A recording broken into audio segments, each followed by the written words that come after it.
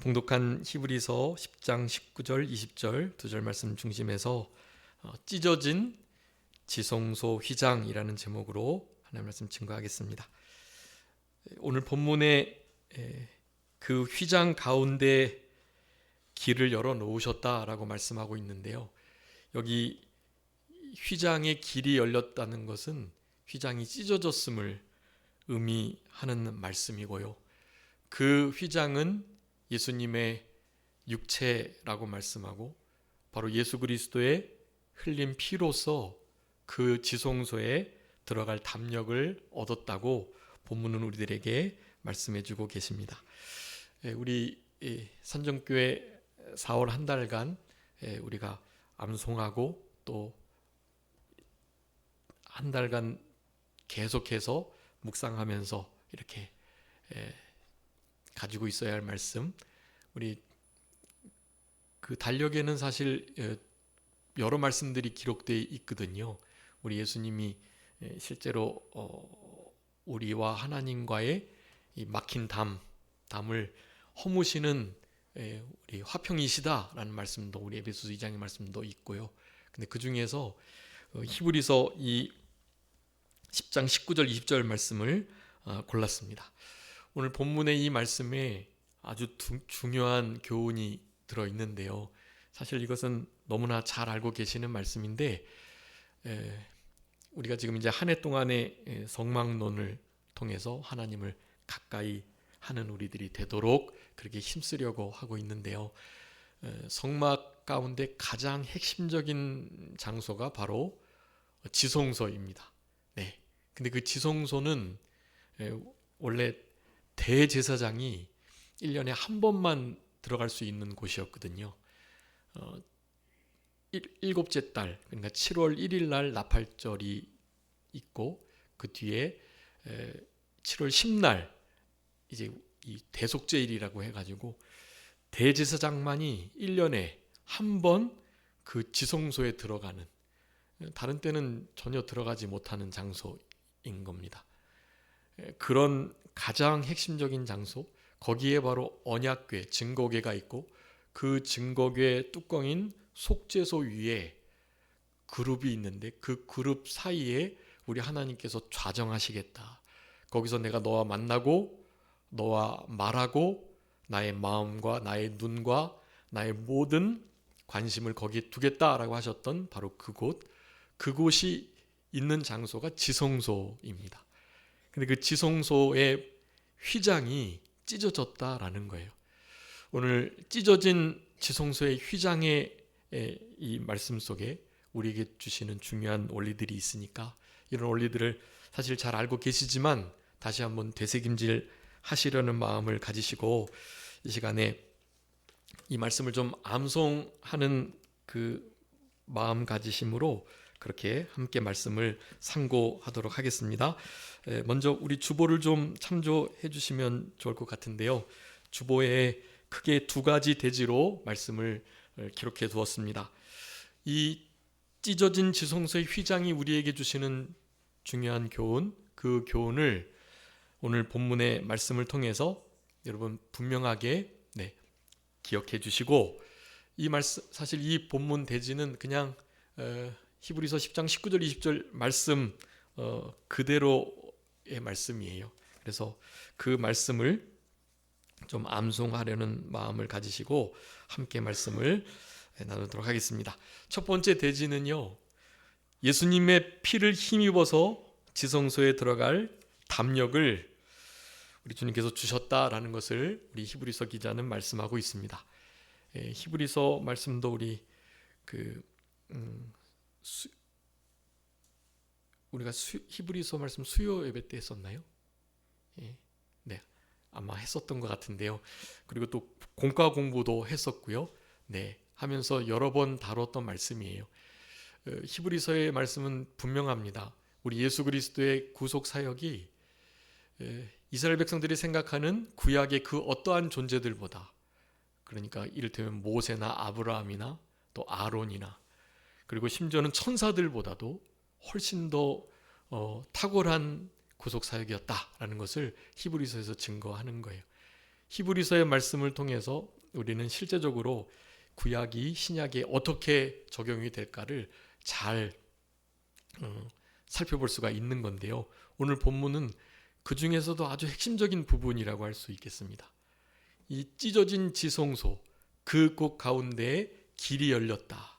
그 길은 살 길이다라고 말하고 개역성경에는 산길이라고 표현되어 있습니다. 산길, 산길, 살길, 살리는 길 다 같은 표현이에요. 그런 길이 열려져 있는데 그것은 예수 그리스도의 피로 말미암은 거다. 네, 말미암다라는 말씀도 많이 드렸습니다.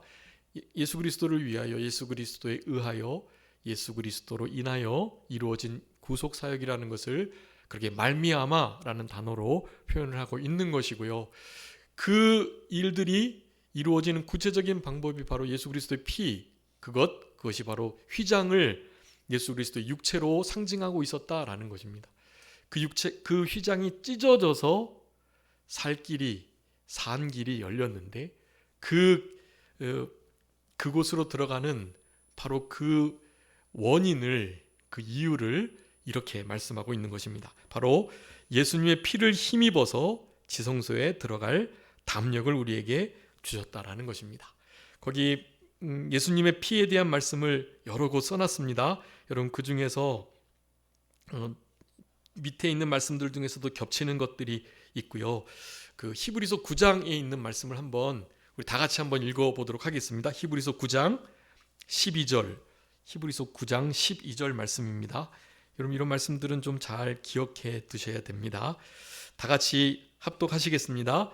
염소와 송아지의 피로 하지 아니하고 오직 자기의 피로 영원한 속죄를 이루사 단번에 성소에 들어가셨느니라. 아멘. 우리 이렇게 계속해서 말씀이 오신 거예요. 그리고 오늘 본문의 히브리서 10장 전에 히브리서 10장의 14절에 가장 핵심적인 우리 예수님의 사역을 세 중요한 단어가 포함되어 있는 말씀으로 하셨다 그랬죠. 거기에 우리 예수님의 속죄 사역이 어떤 속죄 사역이라고 그랬었죠? 히브리서 10장 14절에 말씀했는데, 네, 한 번에, 단번에, 그리고 영원한, 그리고요 온전한 제사였다. 단번에 영원한 그리고 완벽하게 온전한 제사를 드렸다. 우리 예수님의 피이니까 가능한 그와 같은 예수님의 구속 사역입니다. 그 구속 사역의 피로 말미암아서 우리에게 지성소에 들어갈 담력을 허락해 주셨다는 거예요. 여러분 우리는 아까 레위기 1년에 한 번 들어간다는 그 말씀은 우리 레위기의 23장에 있습니다. 27절부터 28절까지 그 속죄일에 관한 설명이 거기 있는데요. 대제사장도 한 번밖에 못 들어가는 그 지성소, 송아지의 피를 가지고, 그리고 거기 들어갈 때는 어떻게 들어갔다 그랬었죠? 허리에다가 끈을 묶어서 들어가는 거예요. 만약에 그 거룩한 지성소에 들어갔다가 행여라도 실수가 있어서 하나님의 준엄하신 공의로우심과 그 깨끗하심 앞에 잘못하게 되면 즉사하니까요. 즉사한 경우들이 있었다고 그래요. 그래서 우리 대제사장의 그 옷들에는 그 방울들, 그것이 다 달려 있어가지고 그렇게 제사를 지내는 일을 할 때마다 방울이 울렸는데 방울이 울리지 않으면 바깥에서 그 줄을 당겨가지고 죽은 줄 알고 그 시체를 끌어내야 하기 때문에 줄을 묶었다는 말씀을 하는 것입니다. 거기 실제로 들어가기가 어려워요. 그리고 들어가는 사람도 혹시나 내가 뭔가 잘못해서 부족해서 죽지는 않을까 하는 두려움이 사실 있었던 겁니다. 하물며 일반 성도들은 얼마나 지성소에 들어가는 것이 두렵겠어요. 근데 그 지성소를 보게 해주셨다. 그 지성소에 이제는 어느 때나 누구나 마음껏 들어갈 수 있게끔 해주셨다라는 거예요. 그 이유가, 그렇게 될 수 있었던 이유가 무엇이라는 겁니까? 예수님의 피다라는 것을 우리에게 말씀해 주고 계세요. 여러분 지금 이 순간에도 사실 지성소에 와 계신 거나 다름이 없습니다. 우리가 하나님의 성전이고 하나님의 성령이 우리 안에 거하시며 하나님의 약속의 말씀이 우리 가운데 있기 때문에 사실 우리가 성소고 성전이고 우리가 지성소거든요. 우리를 늘 거룩하게 하셔야죠.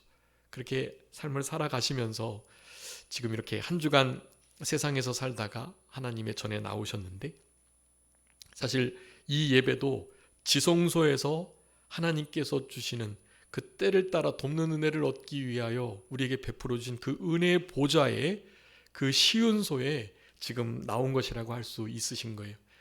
여러분, 이것이 우리가 가능한 것, 피도 없고 사실 한 주간의 삶을 제대로 돌아보거나 반성하거나 회개하거나 회개에 합당한 열매를 맺히지 못했고 여러 가지 부족한 것이 참 많은 우리들인데요, 어떻게 우리가 감히 이곳에서 살아계신 하나님께 예배를 이렇게 드릴 수가 있는 것인지에 대한 생각을 이런 말씀들을 통해서 하시면서 감사하셔야 되겠습니다. 우리의 공로가 일절 아니고요, 단지 예수 그리스도의 그 너무나 깨끗하신 거룩하신 그 보혈 때문에 우리가 지금 이 자리에 이렇게 설 수 있다는 것, 이것을 감사하시면서 우리 예수님의 구속사역 4가지 늘 말씀드렸죠. 대행, 대형, 대승, 대부적 구속사역, 이런 구속사역의 은혜에 감사하면서 지금 이 자리에서 하나님께 이렇게 예배를 드리시는 우리들이 되어야만 하는 것입니다. 오후 예배 때 이렇게 살펴볼 말씀이었는데, 이사야 53장, 여러분 우리 이제 사순절을 지내면서 종료주일 그리고 고난주간을 다음 주에 지내게 될 건데, 항상 많이 묵상하면서 늘 기억해야 할 말씀이 바로 이사야 53장의 그 말씀입니다.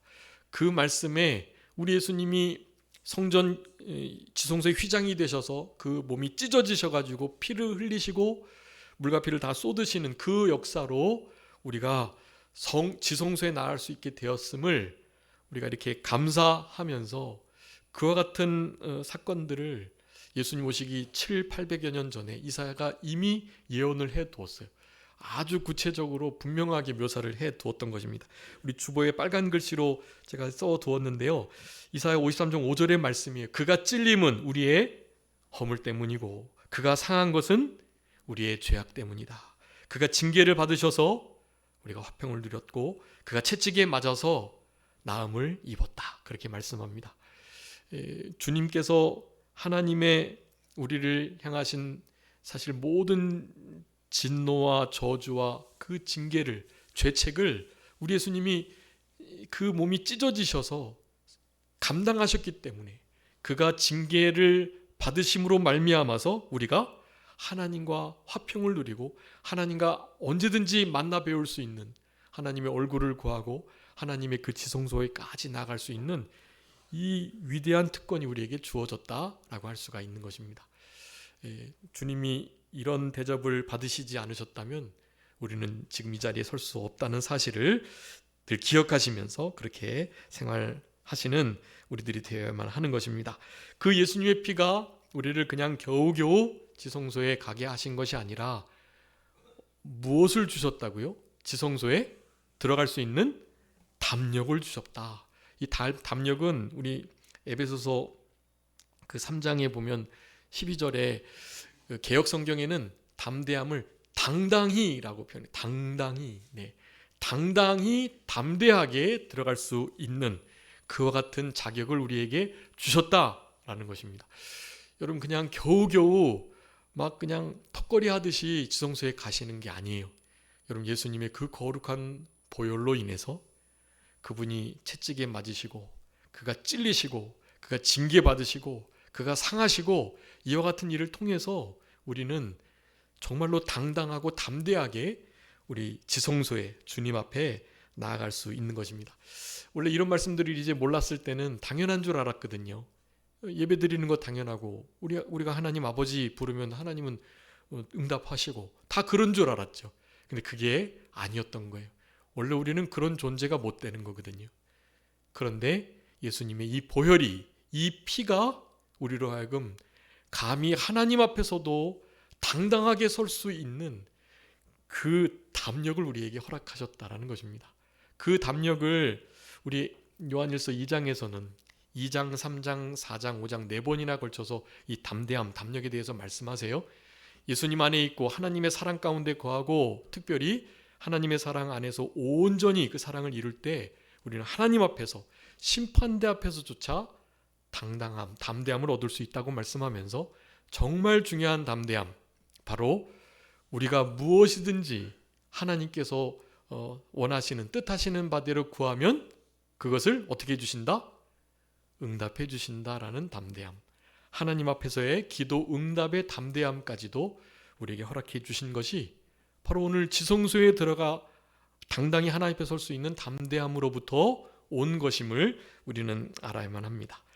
당연히 하나님 앞에 그런 담대함이 있으려면 우리 요한일서 그 4장에서는 그렇게 3장에서는 그렇게 말합니다. 21절에 우리보다 이 세상보다 천사보다 사탄 마귀보다 훨씬 더 크신 그 하나님께서 우리를 봤을 때 그 앞에서 우리가 좀 당당하려면 적어도 누구에게는 당당해야 되겠어요? 자기 자신에게는 당당해야죠. 자기 자신, 마음, 신앙 양심에 당당함이 없다면 어떻게 우리 마음보다 양심보다 크신 하나님 앞에 당당할 수가 있겠어요? 적어도 우리는 우리의 신앙 양심에 거리끼지 않도록 신앙 양심을 날카롭게 쓰고 그리고 삼가 조심하면서 일심정력하면서 그렇게 신앙생활을 잘 해나가야 그런 것이 바탕이 돼서 우리 하나님 앞에 이 당당함이 담대함을 얻을 수 있는 거고요. 물론 사실 그런 것이 없어도 그런 우리의 양심에 우리의 마음에 당당함과 담대함이 사실 없어도요. 책망할 것이 있고 연약함이 있고 부족함이 있어도요. 사실 예수 그리스도의 이 피로 우리는 당당하게 가는 겁니다. 그걸 잘 구분하셔야 돼요. 당연히 예수님의 피로 가는 것이고요. 우리는 이제 그 피로 깨끗해진 거룩해진 자답게 나름 살아가는 거예요. 힘써 그렇게 살아가려고 노력을 한다는 거죠. 네, 우리 부모님께서 이렇게 깨끗하게 옷을 빨아주시면 적어도 하루 이틀은 자리를 봐가면서 앉고 어떻게든지 좀 뭔가 깔고 앉으려고 하고 더럽히지 않도록 하려 하잖아요. 노력을. 그 깨끗한 옷 더럽히지 않으려고요. 딱 그런 겁니다. 주님께서 우리를 깨끗하게 해주셨는데 그래도 칭의로 법정적으로 전가돼서 우리가 의로운 것은 분명하지만 그래서 그것으로 우리가 천국 가는 것은 맞지만 그래도 그 칭의를 받은 자답게는 살아가려고 힘을 써야죠. 그런 노력하는 면을 말씀드리는 겁니다. 우리의 양심에 가책될 게 없을 때 하나님께서 원하시는 것을 뜻대로 무엇이든지 구한다면 하나님께서 다 들어주신다. 네. 그렇기 때문에 우리는 하나님이 들으셨으니까 이미 우리는 받은 줄로 믿고 감사하면서 기도 응답의 담대함을 가지고 살아갈 수 있게 되는 것입니다. 여러분, 그래서 이 담력, 예수님의 피로 말미암아 지성소에 들어갈 수 있는 담력까지 당당하게 담대히 들어갈 수 있는 이 담력을 우리에게 허락하셨다는 이 사실을 우리가 기억하시면서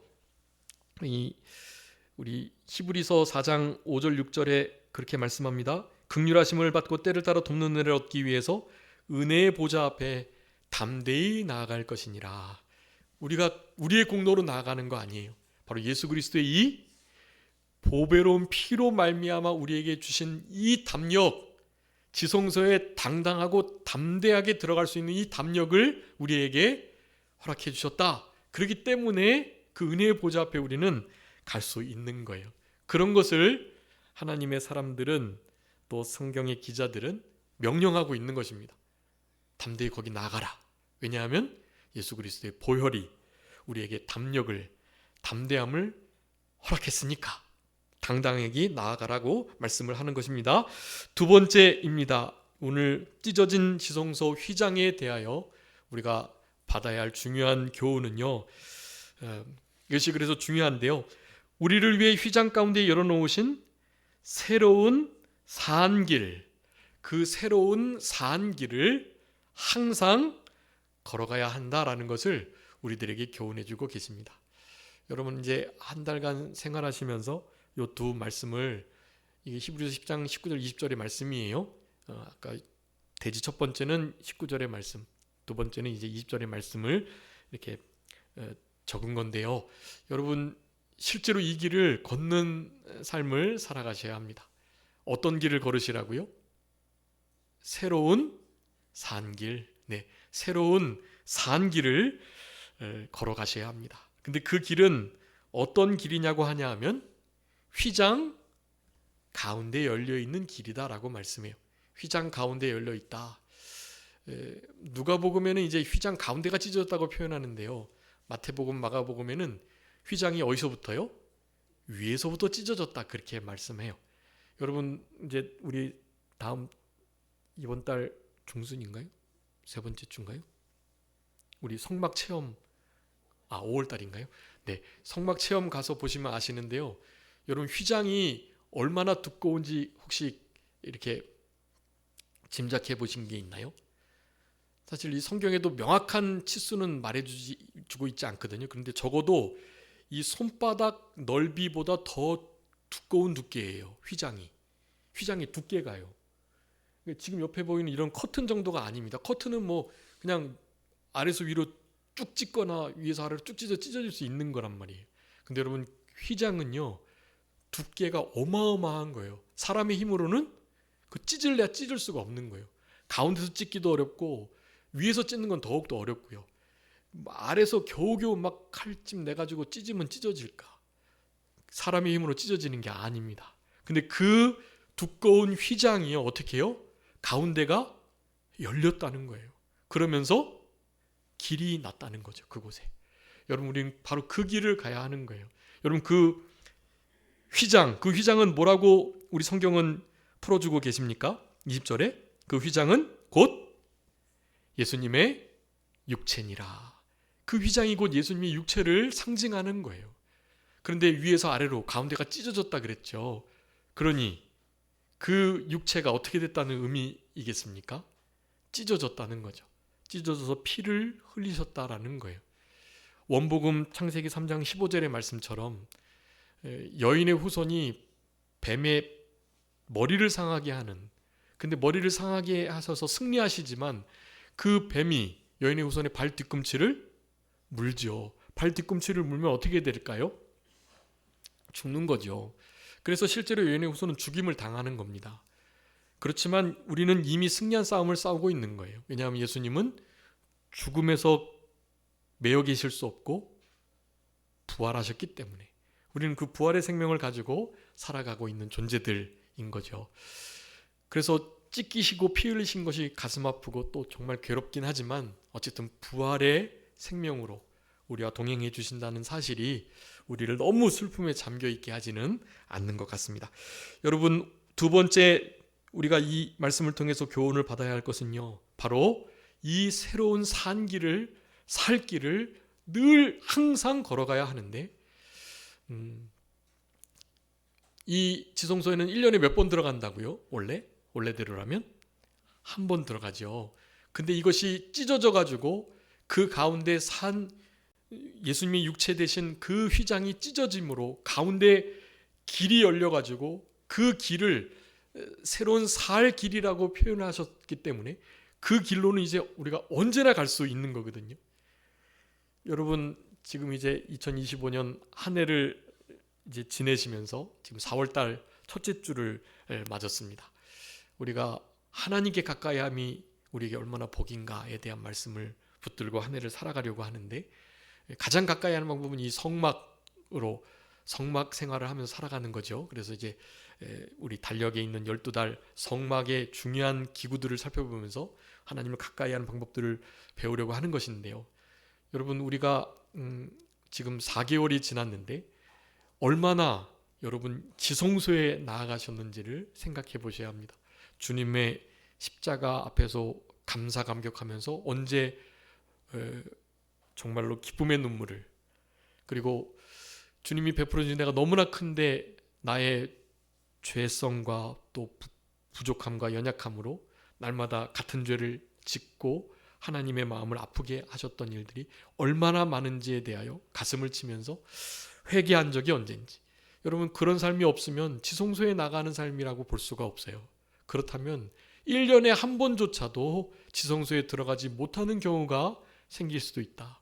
여러분, 우리가 왕 같은 제사장인데, 우리가 그리스도직을 감당해야 할 그리스도인 크리스찬으로서 작은 그리스도로 이 땅을 살아가야 할 자들인데요, 우리는 왕, 제사장, 선지자의 직책을 우리가 감당해야 되는 자들이잖아요. 우리도 적어도 1년에 한 번은 지성소에 들어가야만 하는 거예요. 근데 1년에 한 번도 못 들어가면 그건 큰일이잖아요. 4개월을 지금 지내는데 그런 참된 지성소의 경험이 없으시다면 그것은 진짜 회개하셔야 할 일인 것입니다.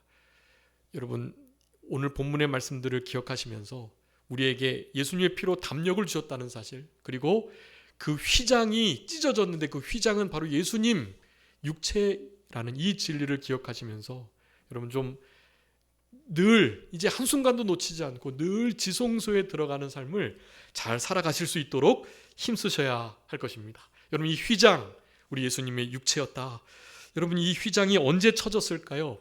창세기 3장에 보면 아담과 하와가 범죄하고 난 다음에 그 동산 중앙에 무슨 나무가 섰었죠? 선악을 알게 하는 나무와 선악을 알게 하는 나무의 열매를 맺히는 그 나무가 있었어요. 그리고 동시에 또 하나가 서 있었단 말이죠. 무슨 나무요? 네, 생명나무가 함께 서 있었어요, 중앙에. 그래서 선악과를 따먹었기 때문에 우리 성부성자 성령 하나님께서 에덴에서 이를 쫓아내시고 아담과 하와를, 그리고 두루 도는 화염검을 두어가지고 무슨 길을 막았다고요? 생명나무에 이르는 그 길을 막았다라고 말씀하고 계세요. 네, 여러분, 막혀졌던, 그래서 그것을 경계로 둘려져 있었던 바로 그 경계가요, 예수님의 이 사건으로 풀리게 된 거예요. 그래서 우리는 이제 생명나무 앞에까지 가서 생명나무의 실과를 마음껏 따먹어도 괜찮은 것입니다. 생명나무의 실과를, 영생하는 그 나무의 열매를 여러분 우리가 늘 먹어 드셔야 해요. 우리 장로님도 기도하셨지만 우리 예수님께서 생명의 떡이시니, 네, 우리는 생명의 떡 대신 예수 그리스도의 살과 피를 늘 먹고 마시는 생활을 하셔야 하는 거예요. 그게 생명나무의 실과를 먹는 일입니다.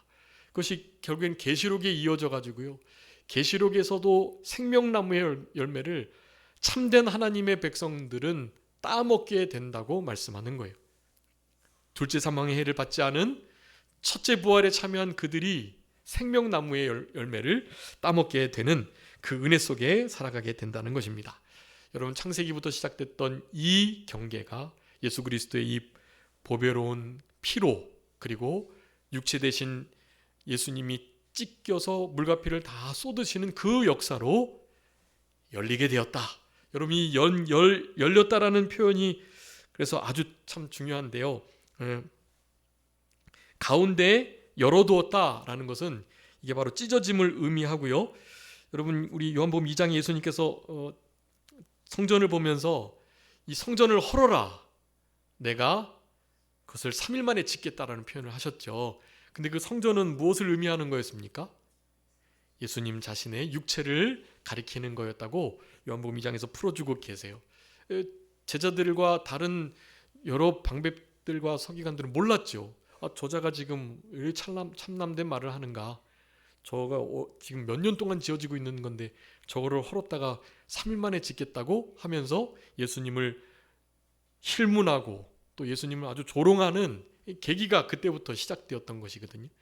여러분, 이미 예수님은 말씀하셨던 거예요. 내가 성전이고 내가 헐어질 것, 그렇지만 3일 만에 살아나게 될 것, 그것을 우리들에게 이미 예언을 해주셨다라는 것입니다. 거기 성전이 헐어진다, 육체가 찢어지는 것을 의미하는 거예요. 십자가에서 죽으실 것을 말씀하셨던 것입니다. 여러분, 그런데 실제로 마태복음 27장에 보면 예수님께서 십자가에 돌아가시고 운명하시며 그렇게 다 이루었다, 예수님의 그 모든 구속사역이 온전케 성취되었음을 표시하면서 영혼을 우리 하나님께 맡기고 난 다음, 그 다음에 이런 사건이 있었습니다. 한번 읽어봐 주세요. 마태복음 27장 51절. 마태복음 27장 51절 말씀입니다. 이에 성소 휘장이 위로부터 아래까지 찢어져 둘이 되고 땅이 진동하며 바위가 터지고. 아멘. 여러분, 이 일이 실제로 일어났던 거예요. 실제로 휘장이 위에서부터 아래로 찢어졌습니다. 그래서 둘이 됐다고 말씀해요. 마가복음에도 동일하게 말씀합니다. 성소의 휘장이 위로부터 아래까지 찢어져 둘이 되었다.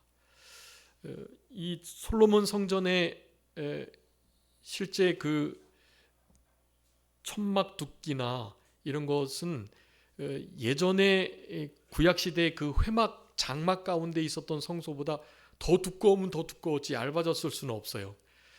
그것을 이어서 헤롯 성전이 지어지고 그 성전 안에 있는 모든 식양들은 더 이상으로 좋게 만들었다고 봐야 합니다.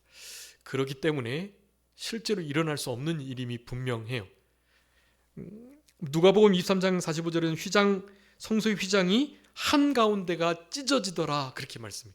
위에서부터 아래로 찢어지니까 가운데가 이제 확 찢어진 게 도드라지게 보였고, 가운데가 확 찢어지니 실제로 그때 아마 많은 사람들이 1년에 한 번밖에 볼 수 없는 그 뒤쪽에 지성소를, 그 언약궤와 이런 것들을 아마 그들이 다 볼 수 있었을 거예요. 네, 그런 큰 은혜가 우리 예수님이 십자가에서 돌아가시며 운명하실 때 이루어졌다라는 것 우리들에게 분명히 교훈해 주고 계십니다. 에베소서 2장 13절부터 18절에 보면 자기 육체로 허셨다, 하나님과의 담을 그렇게 표현을 분명히 하고 계세요. 십자가로 소멸하시고 예수 그리스도 피로 하나 되게 하셨다는 말씀을 아주 강력하게 하고 계십니다.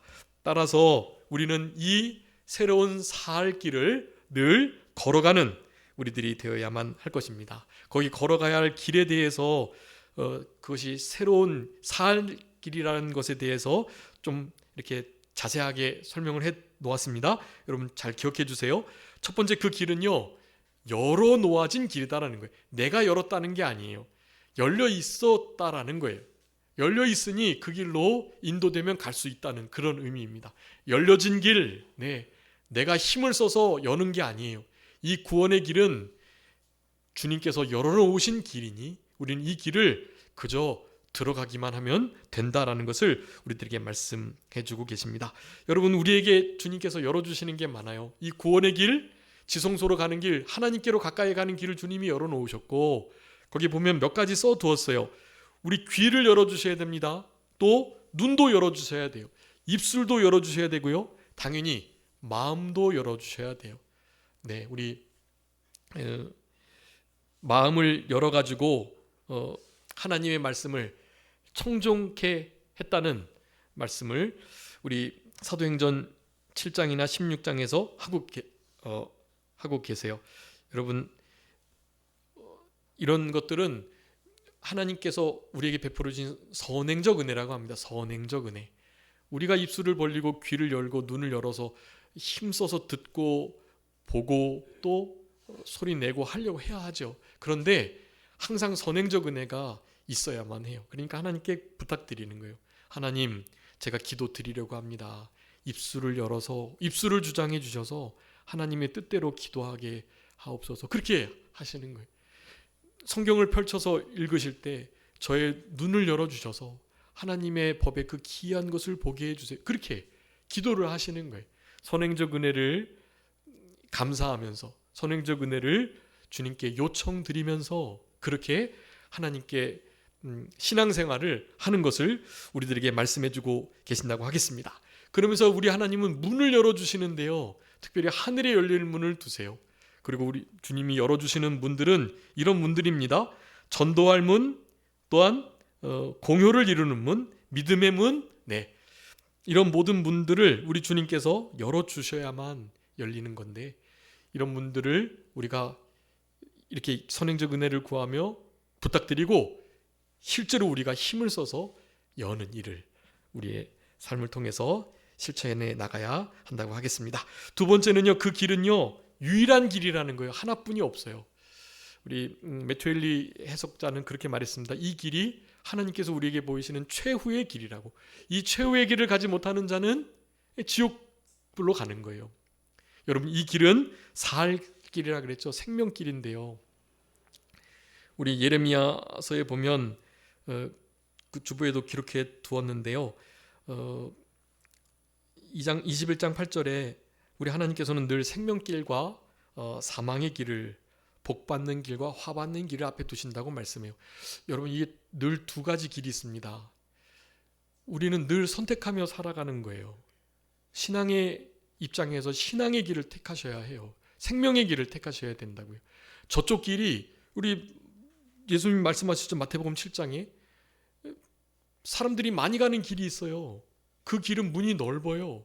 그래가지고 따르는 이가 많고 거기에 길이 넓고 널찍하고 좋으니까 얼마나 좋겠어요. 자동차도 타고 갈 수 있고. 그런데 좁은 길을 들어가라고 좁은 문으로 들어가기를 힘쓰라고 말씀하시면서 그 좁은 문 뒤편으로는 협착하고 좁은 길이 열려지게 되잖아요. 거기는 사실 들어가는 사람도 정말 없고 잘 가려고 하는 곳이 아니에요. 그런데 우리 믿는 이들은 그 길을 가야 돼요. 그 길을 가도록 그래서 주님이 힘쓰라고 말씀을 하신 거예요. 여러분, 우리가 이거 길들을 어떤 길이 생명길인지 잘 모르잖아요. 그럴 때는 좁은 길인가 넓은 길인가를 먼저 보셔야 해요. 그리고 어떤 일을 정하실 때 중요한 신앙의 원리를 사용하셔야 하는데 그게 바로 굳이 어려운 길을 택하는 거예요. 여러분, 그게 하나님이 원하시는 길일 가능성이 훨씬 더 많아요. 넓고 큰 그런 문과 그런 길보다 협착한 좁은 그런 문과 길이 하나님의 뜻일 가능성이 많은 거예요. 여러분, 생명의 길을 택하셔야 합니다. 사망의 길이 도리어 요즘에 가짜가 더 진짜 같잖아요. 사망의 길이 진짜 생명의 길 같아 보인다니까요. 사람들이 많이 따르니까 뭔가 있구나, 생명력이 있네, 살아 움직이는 것 같네, 이렇게 보면서 그 길을 따라가려고 하는 거죠. 여러분, 근데 그런 길은 무슨 길이에요? 멸망의 길이에요. 그 길은. 생명의 길은 찾는 이가 적지만 길이 협착하고 문이 좁지만 그 길을 걸어가야만 생명의 길, 영생의 길로 갈 수가 있는 거예요. 여러분, 우리의 모든 신앙의 생활도 그렇고 우리의 삶은 선택의 연속입니다. 선택을 여러분 잘 하셔야 해요. 여러분, 이번에 이제 판결이 났습니다. 너무 참 참담한 심정인데요. 제가 아는 목사님은 사모님과 함께 부둥켜 얼싸안고 너무나 행복하고 좋아서 그렇게 춤을 추셨다네요. 여러분, 같은 결과를 놓고 어떻게 같은 믿는 사람이 이렇게 다른 결정을 내릴 수가 있죠? 여러분, 적어도 지금은 우리가 6.25가 계속되고 있잖아요. 여러분, 지금 6.25 전쟁이 계속되고 있는 거예요. 이념 전쟁이 되는 거예요. 공산주의와 자유민주주의 체제가 지금 싸우고 있다니까요. 여러분, 이 상황 속에서 타협할 게 있고 그렇지 않을 게 있잖아요. 여러분, 적어도 공산주의 사상, 사회주의 사상을 가진 이들과는 그들에게 투표하면 안 되고 그들을 따르면 안 되잖아요. 적어도. 여러분, 여긴 다 동의하시잖아요. 아무리 어떤 정치적 성향이 좀 다르다 할지라도 공산주의, 사회주의가 되기를 원하지는 않잖아요. 여러분, 그렇다면 적어도 그것이 아닌 척할 때 너무나 분명하게 자유민주주의와 그리고 신앙의 자유와 참된 이 신앙을 이렇게 제약하지 않는 그런 것을 표방하는 그런 정치인이나 그런 제도를 따르려고 하셔야죠. 적어도. 어떻게 아닌 척하지만 결국엔 그 길을 사실 뻔히 보이는데 그런 정당이나 그런 사람들을 지지할 수가 있냐고요. 여러분, 이것은 정치 성향의 문제가 아니에요. 여러분, 실제로 우리나라가 사회주의, 공산주의가 되면은요, 여러분, 우리 교회는 존속할 수가 없어요. 교회를 잃어버리게 되는 겁니다. 나라를 잃어버리게 되면 교회는 그냥 자동적으로 소멸되는 거예요. 여러분, 어떻게 나라가 없는데 교회가 있을 수가 있나요? 신앙의 자유가 어떻게 있을 수 있냐고요. 여러분, 우리가 하나님 앞에 기도하시면서 이런 부분들은 정말 냉철하게 내가 뭐 이렇게 조금 선호하고 좋아하는 스타일의 사람이나 정치인이나 정치 어떤 형태나 이런 거를 보지 마시고 하나님의 나라를 위해서, 우리의 신앙을 위해서 뭐가 생명길인가, 그거를 판단하셔야 해요. 여러분, 이런 것들을 하나님 앞에 아까 말씀드렸잖아요. 주님께 요청 드리세요. 하나님, 어떤 길이 생명의 길인가요? 내가 어떻게 투표를 해야 하나님이 기뻐하실까요? 이렇게 투표를 하셔야 하는 거예요. 여러분, 정치적 성향과 나의 그냥 배경에 따라서 그냥 투표하지 마시고 실제로 하나님이 그나마, 여러분, 정치는 조금 더 덜 악한 사람 선택하는 거라 그러잖아요. 누가 조금 더 덜 악하고 누가 조금 더 하나님의 뜻에 맞나, 그거를 판단하셔야 되는 거예요. 다른 거 보지 마시고. 그분은 전라도 분들이거든요. 그 사모님과 목사님은 막 너무너무 잘 됐다고 막 그렇게 부둥켜 안고 그렇게 춤을 추셨대요. 그거, 아니, 한 나라의 대통령이 탄핵된 게 뭐가 그렇게 또 즐거운 일인가요, 그게. 여러분, 이것은 사실 정치적 문제인 것처럼 보이지만 신앙의 문제입니다. 여러분, 우리 한국교회는 딱 두 갈래로 나눠져 있어요. 지금 우리 산정교회는 아마 안 그러실 것 같지만 다른 데는 다 그래요. 딱 실제로 네 분입니다. 네 분. 교회가 분열돼 있어요. 그런 좌파적 공산주의적 사상을 가진 사람들, 그리고 그렇게 말은 안 하지만 그런 것을 추구하는 사람들을 좋아하고 투표하는 사람들이 있어요, 교회에. 저는 그게 정말 이해가 안 되는데, 그러니까 교회는 진짜 양분돼 가지고요. 여러분, 교회가 지금 내전 상황이라는 것을 아셔야 해요. 영적 전쟁이고 실제로 이념 전쟁인데 교회 안에서도 여러분 지금 내전입니다. 내전. 누가 하나님 앞에 더 많이 기도하면서 행동하는 양심으로 실제로 움직이느냐, 거기에 사실 우리의 신앙의 자유, 교회의 존폐 문제가 달려 있다고 저는 생각하고요. 여러분, 생명의 길을, 복받는 길을 택하셔야 합니다. 하나님께 여쭤보시고 양심을 써서 그렇게 투표하셔야 하는 거예요. 물론 우리 교회 성도님들은 잘하고 계시겠지만요.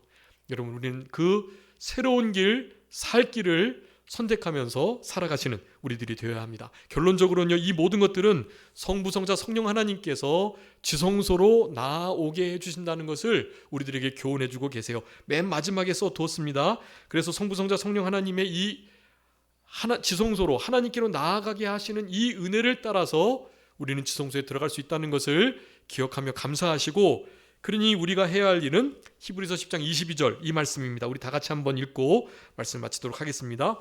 주보 맨 마지막에 있습니다. 히브리서 10장 22절이에요. 다 같이 읽겠습니다. 시작. 우리가 마음의 뿌림을 받아 악한 양심으로부터 벗어나고 몸은 맑은 물로 씻음을 받았으니 참 마음과 온전한 믿음으로 하나님께 나아가자. 아멘. 여러분, 이제 우리 뒤에 있는 히브리서의 10장 우리 19절 20절 말씀을 살펴봤는데요. 그 뒤에 있는 결론과 같이 하시는 말씀이에요. 무엇으로요? 참 마음과 온전한 믿음. 여러분, 참 마음과 온전한 믿음이 우리 안에서 잘 이렇게 이루어질 수 생성될 수 있도록 하셔야 돼요. 더럽히지 않도록. 그러면 구분하지 못하고 하나님께 제대로 나아가기가 어려워요. 그러니까 참 마음, 온전한 믿음을 가지고 우리 하나님께 나아가시는 삶을 잘 살아가시되 예수 그리스도의 보혈로 그 담대함과 담력으로 날마다 우리 양심을 깨끗하게 하면서 지성소에까지 한시도 놓치지 않고 그렇게 늘 나아가시는 그런 우리들의 남은 생애가 다 되셨으면 좋겠습니다. 자, 기도하겠습니다. 살아계신 우리 아버지 하나님, 은혜와 사랑을 감사합니다. 우리를 사랑하시는 하나님께서 하나밖에 없는 독생자 예수 그리스도를 이 땅에 화목제물로 보내주시고 육체제신 그 휘장이 위에서부터 아래로 찢어지는 예수님의 그 피 묻은 구속사역을 통하여 대형, 대행, 대승, 대부적 구속사역을 통하여 우리들에게 언제든지 때를 따라 돕는 은혜를 얻기 위한 그 은혜의 보좌, 지성소의 시은소에 나아갈 수 있는 그 복된 은혜와 특권을 허락해 주신 것을 진심으로 감사합니다. 예전에는 1년에 한 번밖에 들어가지 못했는데 우리는 1년에 한 번조차도 들어가지 못하는 경우를 당하지 않도록 주님 은혜 베풀어 주시고 날마다 지성소에까지 나가서 우리 주님을 뵙고 주님 앞에 주님의 베풀어 주신 그 은혜와 사랑에 감사 감격하며 회개 합당한 열매를 맺히며 우리 주님이 기뻐하시는 참된 하나님의 백성다운 천국 시민다운 하나님의 자녀다운 삶을 남은 데 잘 살아갈 수 있는 우리 모두가 되게 해주시기를 간절히 바라옵고 그저 모든 것 주님께 맡기오며 살아계신 예수 그리스도의 이름으로 기도 올리옵나이다. 아멘.